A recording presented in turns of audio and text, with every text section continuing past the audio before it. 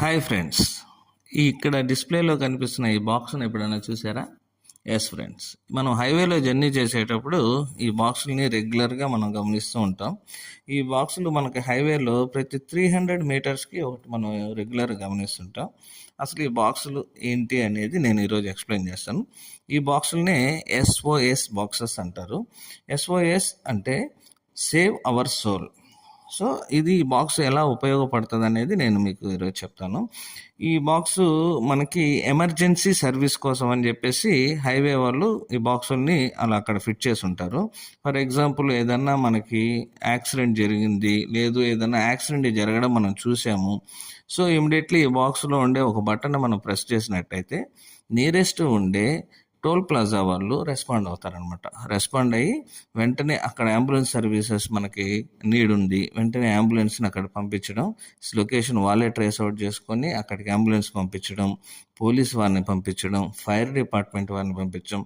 So ఇమీడియట్లీగా మనకు అక్కడ ఏ service అయితే నీడ్ ఉందో ఎమర్జెన్సీగా వెంటనే ఆ ఎమర్జెన్సీ సర్వీసెస్ అనేది అక్కడికి చేరుకుంటారనమాట. కొన్ని సందర్భాల్లో నైట్ టైం మనం జర్నీ చేస్తుంటాము, కారు బ్రేక్ డౌన్ అవుతుంది, ఫ్యామిలీతో వెళ్తున్నాము, సో మన మొబైల్ వర్క్ అవుతుంటుంది. బట్ మనం ఏంటంటే నియరెస్ట్ ఉండే వాళ్ళ దగ్గర నుంచి ఎవరైనా హెల్ప్ చేస్తే బాగుండు అని మనకు అనిపిస్తుంది. అట్లాంటి సందర్భంలో కూడా మనం ఈ SOS బాక్స్ని మనం వాడుకోవచ్చు. ఒకవేళ హైవేలో మీరు జర్నీ చేసేటప్పుడు SOS బాక్స్ మీకు బ్రేక్ డౌన్ నియరెస్ట్ ప్లేస్లో కనిపించలేదు, లేదు ఎక్కడ కనిపించలేదు. అలాంటి సందర్భంలో మీరు మీ మొబైల్లో 1033 national highway authority of India వాళ్ళకి, అది వాళ్ళ టోల్ ఫ్రీ నెంబర్ అనమాట. మీరు ఆ నెంబర్ కాల్ చేసినా సరే ఇమ్మీడియట్లీ వాళ్ళు మనకు కావాల్సిన హెల్ప్ అనేది చేయడం జరుగుతుంది ఫ్రెండ్స్. సో ఈ బాక్సెస్ ఎప్పుడైనా మీకు ఎమర్జెన్సీ సర్వీసులో నీడ్ ఉన్నప్పుడు ఖచ్చితంగా వాడుకోండి. ఎలాంటి ప్రాబ్లంనైనా మనం క్లియర్ చేసుకోవచ్చు.